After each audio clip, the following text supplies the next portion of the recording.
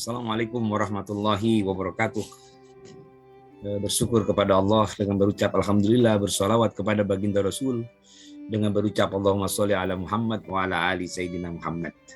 Para mahasiswa sekalian, Sekolah Tinggi Agama Islam yang Al-Hikmah yang dimuliakan Allah, hari ini Pak Hamzah sengaja membuat summary dari 5 pertemuan terakhir dari mata kuliah pendidikan kewarganegaraan. Baik, bismillahirrahmanirrahim. Ketika kita memulai mempelajari mata kuliah ini, saya berpikir sebuah motivasi yang luar biasa dari para mahasiswa di Sekolah Tinggi Agama Islam Al-Hikmah Jakarta. Jadi memang mempelajari pendidikan kewarganegaraan bagian yang sangat menarik. Ya, kenapa saya berkata demikian? Perjalanan seseorang di dalam menata kehidupannya untuk menjadi warga negara yang baik tidak bisa dilalui tanpa pemahaman artikulasi tentang pendidikan kewarganegaraan. Oleh karena itu, di pembahasan pertama kita membicarakan mengenai filsafat Pancasila, ya, di mana Pancasila itu merupakan bagian yang sangat mulia, bagian yang sangat agung dalam kapabilitas bernegara tentunya. Ya, kita memahami bahwa filsafat Pancasila itu memiliki fungsi dan peran sebagai pedoman dan pegangan bersikap, bertingkah laku serta perbuatan dalam kehidupan sehari-hari dalam berbangsa dan bernegara di situasi bermasyarakat. Itulah hakikat dari filsafat Pancasila. Presiden Soekarno, salah seorang penggagas dari Pancasila itu, selain Muhammad Yamin, Profesor Supomo, Bung Karno juga mengemukakan bahwa filsafat Pancasila itu asli dari Indonesia, yang diambil dari budaya-budaya dan tradisi-tradisi Indonesia yang akulturasinya memang tidak bisa lepas dari budaya-budaya lain seperti budaya Arab, budaya India, dan lain sebagainya. Dan yang lebih dominan adalah budaya Islam. Ya, sedangkan Notonegoro, salah seorang ilmuwan pada zamannya, itu mengemukakan bahwa filsafat Pancasila itu memberikan pengetahuan tentang pengertian ilmiah dan pengertian hakikat Pancasila. Menurut beliau, secara ontologi Pancasila dalam asesmen filsafat itu dimaksud untuk mengetahui hakikat dasar, ya, hakikat dasar sila-sila yang tergandung di dalam Pancasila, dari ketuhanan yang Maha Esa sampai akhirnya masuk kepada kerakyatan yang dipimpin oleh hikmah kebijaksanaan dalam permusyawaratan perwakilan. Itu banyak sekali kandungan-kandungan yang terdapat di dalam filsafat Pancasila. Di sisi lain, para mahasiswa sekalian, Pancasila itu sebagai jiwa bangsa Indonesia. Jadi Pancasila memang luar biasa. Kalau kita renungkan dalam energi kebernegaraan dan energi keberagamaan, Pancasila luar biasa. Ya, yaitu kalau kita lihat sebagai jiwa bangsa, di mana Pancasila itu memiliki jiwanya sendiri, ya. Bahkan dikatakan jiwa bangsa dan jiwa rakyat. Itulah Pancasila. Jadi sangat menarik Pancasila itu. Bahkan butir-butir Pancasila itu sudah terekam di dalam konstitusi agama. Salah satunya adalah konstitusi agama Islam. Ya, seperti ketuhanan yang Maha Esa, Allah berfirman, "Qul huwallahu ahad." Artinya memang di situ bangsa kita ini bangsa yang bertuhan. Itu tidak keluar dari filsafat Pancasila. Bahkan dikatakan filsafat Pancasila itu sebagai kepribadian bangsa Indonesia. Ya, pribadi bangsa Indonesia memang sejak dahulunya demikian. Bertuhan, berkemanusiaan, berpersatuan, bermusyawarah, dan mencapai satu keadilan. Itulah makanya Pancasila itu sebagai filsafat sungguh sangat luar biasa. Jadi itu para mahasiswa sekalian di agenda mata kuliah pertama tentang filsafat Pancasila. Selanjutnya kita ketemu di identitas nasional, ya, di mana identitas nasional itu sebuah kepribadian atau jati diri sebuah negara yang melekat serta mendarah daging dalam masyarakat yang tinggal di dalam negeri itu sendiri. Itu identitas nasional. di mana tujuannya adalah untuk mempertahankan, ya, untuk mempertahankan kesatuan sebuah bangsa. Itu namanya identitas nasional, dan juga untuk mempersatukan, selain mempertahankan, untuk mempersatukan sebuah bangsa. Jadi identitas nasional itu tercipta dari berbagai faktor, ya. Ada faktor agama yang menciptakan ideologi itu sendiri, menciptakan sebuah identitas itu sendiri, dan lain sebagainya. Jadi masing-masing itu mempunyai boleh dikatakan asal muasal dalam identitas nasional itu, ya. Dalam sebuah analisis ilmu kewarganegaraan, Rosmawati dan Hasanul Mulkam, beliau dalam bukunya Pendidikan Kewarganegaraan, beliau mengemukakan bahwa identitas nasional itu bisa terwujudkan pada 10 substansi, 10 elemen. Yang pertama dari bahasa nasional dan bahasa persatuan, yaitu bahasa Indonesia. Ini menunjukkan identitas nasional. Yang kedua dari bendera. Bendera kita adalah bendera merah putih yang sejarahnya kita paham. Bagaimana proses pembuatannya dan lain sebagainya. Dijahit oleh siapa dan lain sebagainya. Yang ketiga, lagu kebangsaan. Lagu kebangsaan itu merupakan ciri-ciri dan wujud dari sebuah identitas nasional. Yang keempat, bisa masuk kepada lambang negara, yaitu lambang negara kita adalah Garuda Pancasila. Yang kalau kita renungi dan kita pelajari, Garuda Pancasila itu dikarang atau dikaryakan oleh tokoh Islam, ya, di mana ada salah seorang tokoh Islam keturunan Arab, itu Al-Qadri, itu beliau diperintahkan oleh Bung Karno untuk mengarang atau mendesain daripada burung Garuda Pancasila. Yang kelima, semboyan negara, yaitu Bhinneka Tunggal Ika. Berbeda-beda, bersuku-suku, tapi kita satu kesatuan luar biasa, ya. Yang keenam itu dasar falsafah kita. Dasar falsafah bangsa kita Pancasila. Butir-butir Pancasila kita sudah paham. Dan yang ketujuh itu bentuk negara. Baik, itu masuk kepada pembahasan identitas nasional. Jadi identitas nasional itu merupakan satu wujud terpenuhinya warga bangsa untuk menjaga keutuhan negaranya. Kita ketemu kemudian di warga negara, ya. Kita ketemu kemudian di warga negara. Apa warga negara-negara itu? Warga negara adalah orang yang lahir di satu komunitas negeri itu. Jadi warga negara ialah sebuah negara berdasarkan keturunan, bisa juga tempat kelahiran dan sebagainya, mempunyai kewajiban dan hak penuh sebagai warga negara dari negara itu. Ya, kalau kita Jakarta, lahir di Jakarta, maka kita punya hak dan kewajiban dari negara yang ada di Jakarta itu, atau Jakarta yang ada di dalam negara itu. Artinya Jakarta adalah bagian negara Kesatuan Republik Indonesia. Jadi ada beberapa asas yang sering kita kenal para mahasiswa sekalian. Ada asas ius sanguinis, yaitu berdasarkan keturunan atau darah, dan ada kewarganegaraan orang tuanya, dan juga bisa kepada asas ius soli yang berdasarkan tempat kelahiran seseorang. Nah, itu bisa berpengaruh dari keturunan dia dan tempat lahirnya. Itu kewarganegaraan. Saya yakin kita adalah manusia-manusia yang dilahirkan di negeri ini, maka kita otomatis menjadi warga negara Indonesia. Jadi bisa dijelaskan lebih dalam menurut A.S. Hikam, salah seorang tokoh ilmu kewarganegaraan. Menurut beliau, warga negara adalah anggota dari suatu komunitas atau kelompok yang membentuk suatu negara. Jadi dia komunitas banyak, maka dia membentuk satu negara. Kan syarat-syarat berdiri negara pernah Pak Hamzah ungkapkan. Ada wilayah, ada penduduk, ada manajemen, yaitu undang-undangnya, dan ada pengakuan dari negara lain. Maka berdirilah negara itu. Sedangkan menurut Kurniatmanto, warga negara ialah satu negara yang mempunyai kedudukan khusus terhadap negaranya. Dia mempunyai hubungan baik dan kewajiban sifatnya timbal balik antara keduanya, antara warga negara dan negara. Nanti itu kita bahas tuh. Kalau di dalam konstitusi kita pasal 26, 27, 28 itu membicarakan tentang hak dan kewajiban warga negara.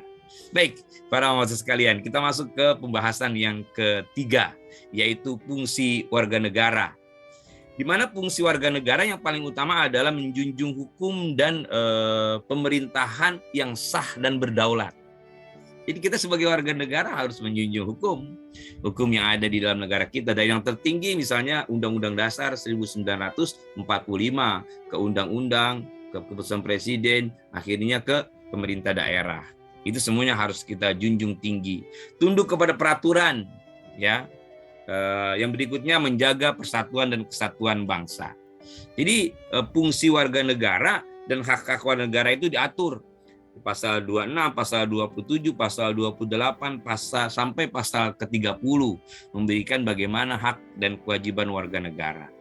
Kemarin kita bahas sedikit itu, ya, pasal 28 tentang kemerdekaan berserikat, kemerdekaan berkumpul, mengeluarkan pendapat dan berupa tulisan maupun lisan, itu ada semua sebagai hak dan kewajiban warga negara. Bahkan ada di pasal 29 yang berhubungan tentang hak seorang warga negara untuk beragama.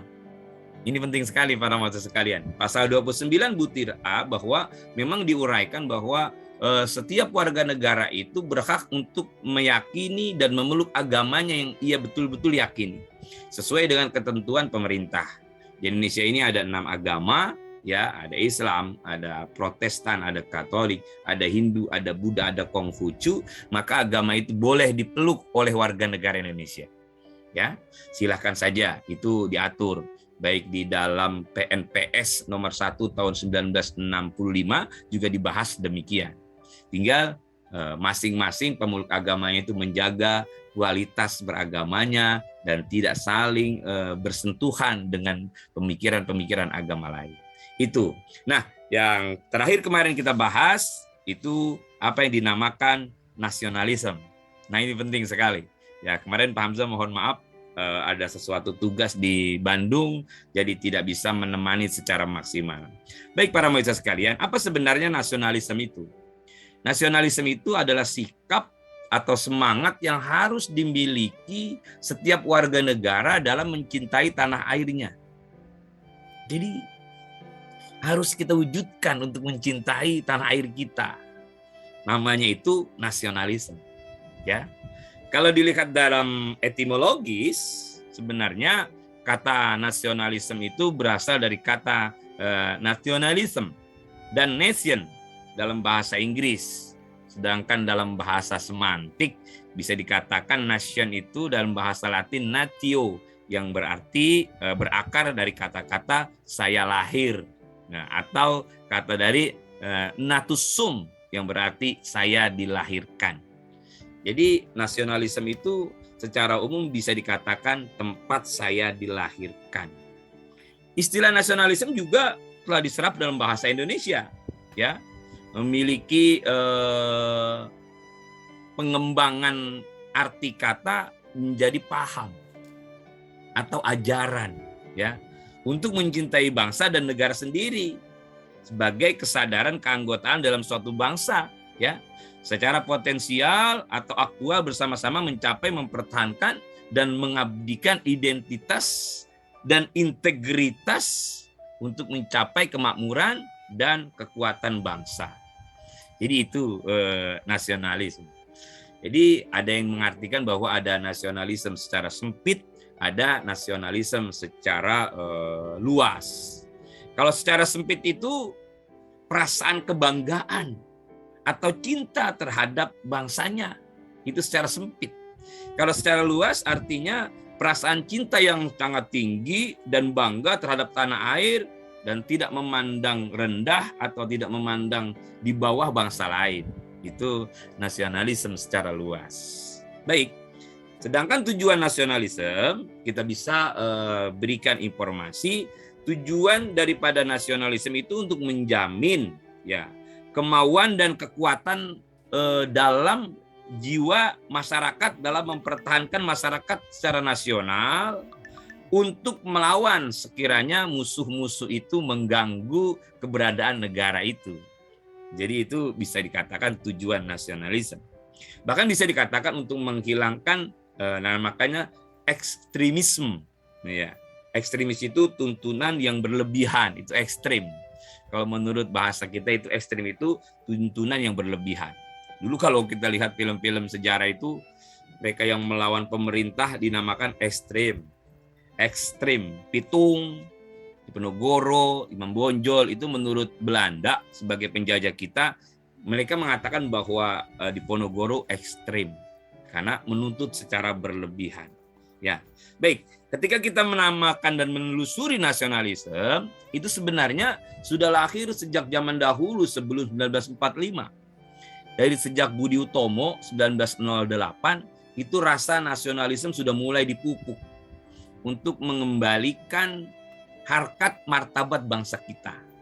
Start sekali itu 1908. Itu sebagai starting awal untuk menyatukan bangsa kita ini yang luasnya luar biasa, ya. Jadi kebangkitan rasa nasionalisme itu diawali oleh Budi Utomo yang kita ketahui bahwa didirikan oleh Wahidin Sudirohusodo dan Sutomo, ya. Itu sebagai awal embrio secara kultural lahirnya rasa nasionalisme. Ini menjadi sejarah buat kita, ya. Baik para pemirsa sekalian, itulah rasa nasionalisme. Kemarin Pak Hamzah sedikit memantau proses diskusi hal-hal yang terjadi tentang nasionalisme itu yang muncul. Bagaimana sekarang pemuda-pemuda kurang mempunyai rasa nasionalisme dan lain sebagainya. Makanya disinilah kita belajar PPKN.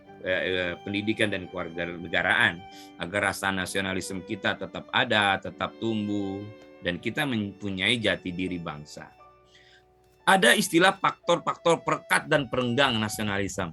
Coba kita lihat apa saja yang merekatkan bangsa kita. Yang pertama, bangsa kita ini punya perasaan senasib dan seperjuangan.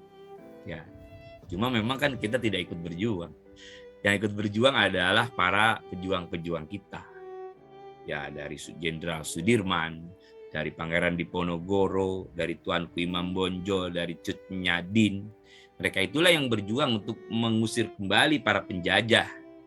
Ada penjajah kolonialisme, ada yang namanya imperialisme.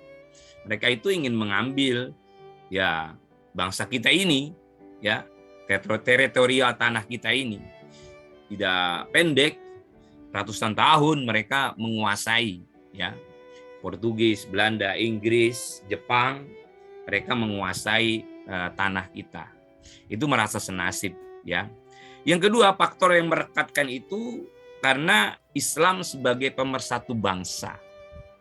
Ya, kita tidak bisa menghindari dari sejarah bahwa bangsa kita ini dulu ikut melawan dan mengusir penjajah itu dimonitor oleh atau didominasi oleh kelompok Islam. Dan kita juga tidak mengesampingkan kelompok-kelompok yang lain, tapi jelas bahwa kelompok Islam itu hampir-hampir dominan. Ya, apalagi pada saat terjadi perang di Surabaya, ketika ada yang dinamakan fatwa jihad oleh ulama-ulama khas dari Nahdlatul Ulama, itu luar biasa. Sehingga Jenderal Malabi itu dari Inggris itu meninggal dunia. Itu merupakan jihad yang luar biasa. Bahkan kejadian Bung Tomo dan lain sebagainya. Jadi Islam luar biasa. Baik, perekat dan perenggang. Perekat yang berikutnya yaitu persamaan dan cita-cita tujuan. Bahwa bangsa kita ini ingin merdeka, ingin mencerdaskan bangsa, dan ingin mensejahterakan bangsa. Anak bangsa. Terutama dari para pendiri-pendiri bangsa kita, yaitu Bung Karno, Bung Hatta, dan Muhammad Yamin. Banyak sekali, termasuk Kiai Haji Hashim Asy'ari, Kiai Hasbullah, dan lain sebagainya. Elemen-elemen ini sangat berkeinginan bangsa ini berkembang, maju sesuai dengan firman Allah, baldatun thayyibatun wa rabbun ghafur. Yang berikutnya, faktor perekat itu budaya. Jadi budaya bangsa kita memang sudah dari sananya budaya keagamaan. Ya, itu jelas sekali. Kultur bangsa kita tidak bisa lepas dari faktor agama. Terus sekarang yang paling kita hati-hati adalah faktor non-agama yang sedang merongrong, terutama PKI, Partai Komunis Indonesia, yang memang kalau dalam sejarah tahun 1955-an mereka ikut berpartisipasi di dalam konteks perpolitikan, tapi kan setelah kemari melihat pergerakan Partai Komunis itu berafiliasi kepada ateis, maka tidak diikutsertakan lagi, bahkan terlarang oleh TAP MPR. Jadi sudah jelas Partai Komunis itu terlarang untuk bangsa kita. Itu yang merekatkan. Sedangkan untuk yang merenggangkan, bisa kita lihat bangsa kita memang bangsa yang majemuk. Bangsa yang bukan tumbuh dari satu komunitas, akan tetapi banyak. Ada Jawa, ada Sunda, ada Batak, ada Betawi, ada Aceh. Wah, luar biasa. Ribuan suku, ribuan ras ada di negeri kita. Itu sebenarnya menjadi proses keterhati-hatian dalam kerenggangan. Ada juga aspek boleh dikatakan munculnya sifat konflik antar etnis. Itu juga bisa berbahaya. Etnis ini diberikan asupan, etnis ini diisolasi, yaitu bahaya. Itu sangat berbahaya. Ya. Yang berikutnya adalah terjadinya pembatasan hak warga negara. Jadi hati-hati ketika warga negara tidak mendapatkan haknya. Salah satunya adalah hak mendapatkan pendidikan, hak memperoleh pekerjaan, hak mendapatkan kehidupan yang layak. Itu diatur di dalam undang-undang. Itu perekat dan perenggang nasionalisme. Baik, perlu kita pahami dan kita dalami arti atau hal-hal yang berhubungan dengan bentuk-bentuk nasionalisme. Mungkin Pak Hamzah tidak terlalu detail, akan tetapi secara gambaran saja. Ada nasionalisme kewarganegaraan. Jadi tadi yang kita pahami apa itu warga negara. Ya, ada warga negara, ada kewarganegaraan. Ya, ada warga negara, ada pewarganegaraan. Orang yang minta untuk menjadi warga negara Indonesia bisa menjadi warga negara Indonesia. Dia telah mendapatkan yang dinamakan pewarganegaraan.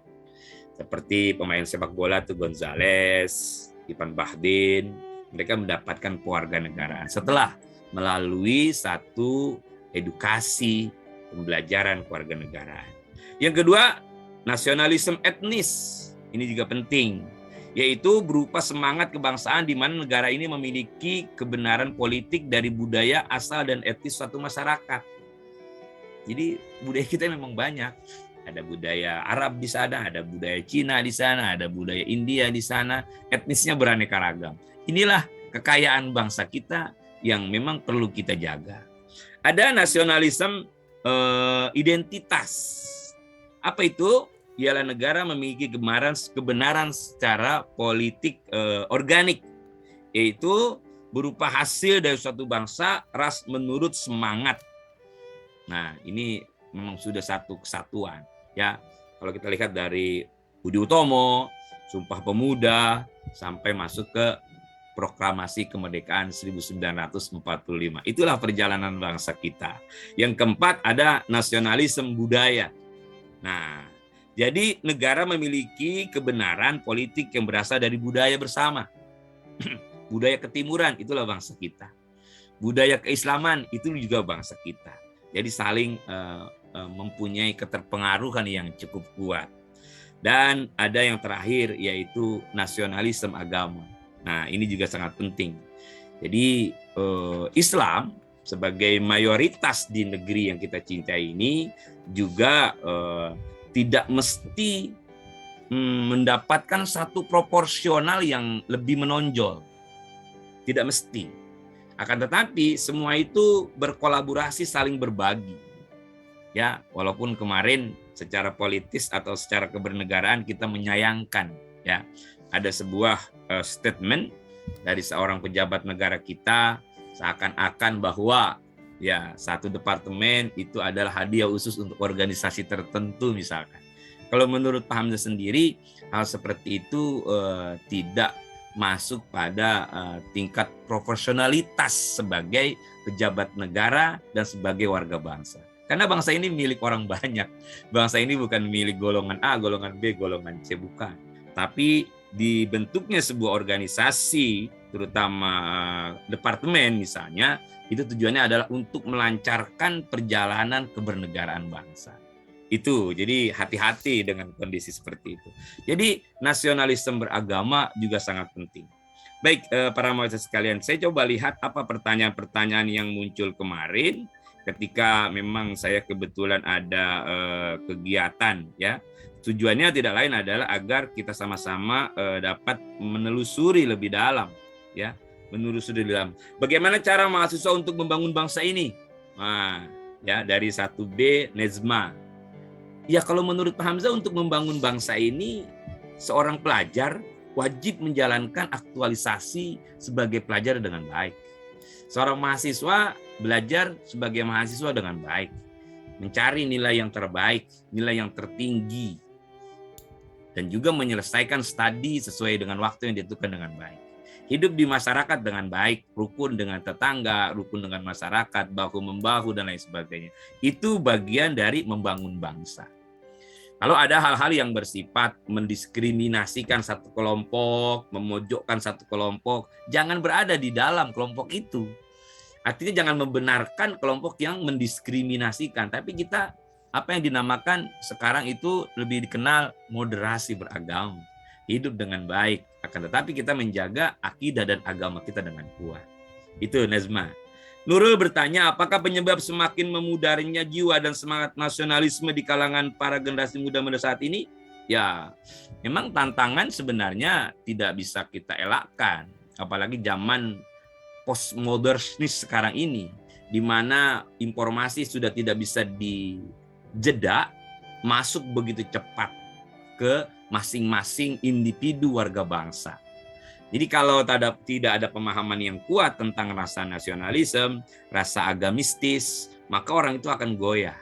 Mengikuti budaya-budaya yang lain misalnya. Itu dia katakan bahwa budaya itu yang benar, budaya ini salah. Nah, itu yang bahaya. Makanya pendalaman kejiwaan di dalam rasa nasionalisme itu sangat penting. Menurut Ridwan, pertanyaan apa prinsip yang harus dipegang agar nasionalisme tumbuh dengan baik di hati sanubari dalam warga negara? Wah, memang Ridwan ini kalau bertanya bagus-bagus ya. Kalau menurut Hamzah, prinsip yang harus dipegang adalah mendalami konstitusi negara dengan baik. Konstitusi adalah satu aturan hukum yang dibuat oleh pendiri negara ini untuk dijalankan oleh penyelenggara negara dan juga warga negara. Itu konstitusi. Jadi konstitusi ada dua, ada konstitusi bernegara, ada konstitusi beragama. Kalau bernegara kita jelas, kita jalani Undang-Undang Dasar, kita jalani Pancasila, kita jalani undang-undang yang ditentukan oleh DPR RI, tujuannya untuk mencapai kesejahteraan. Baik, itu bagian yang tidak bisa kita pisahkan. Coba Pak Hamzah lihat dari kelas 1A. Kelas 1A ada yang bertanya tidak? PKN kelas 1A. Oh, kelas 1A kemarin tidak ada yang menyampaikan pertanyaan, ya hanya di kelas 1B. Baik, para mahasiswa sekalian, inilah pertemuan by YouTube yang Pak Hamzah buat, analisa dari pertemuan-pertemuan yang pertama dari filsafat Pancasila sampai terakhir nasionalisme. Mudah-mudahan pertemuan via YouTube ini memberikan gambaran kepada kita untuk memahami apa pendidikan kewarganegaraan sampai batasan pembahasan ini. Pak Hamzah bersyukur ketika di dalam diri kejiwaan mahasiswa tumbuh, berkembang, dan mau menjadi warga negara yang baik, hakikat mempelajari ilmu kewarganegaraan. Itulah hidup dan inilah perjuangan. Mudah-mudahan kita diberikan keberkahan oleh Allah Subhanahu wa Ta'ala. Tetap semangat, tetap menjadi warga negara yang baik. Assalamualaikum warahmatullahi wabarakatuh.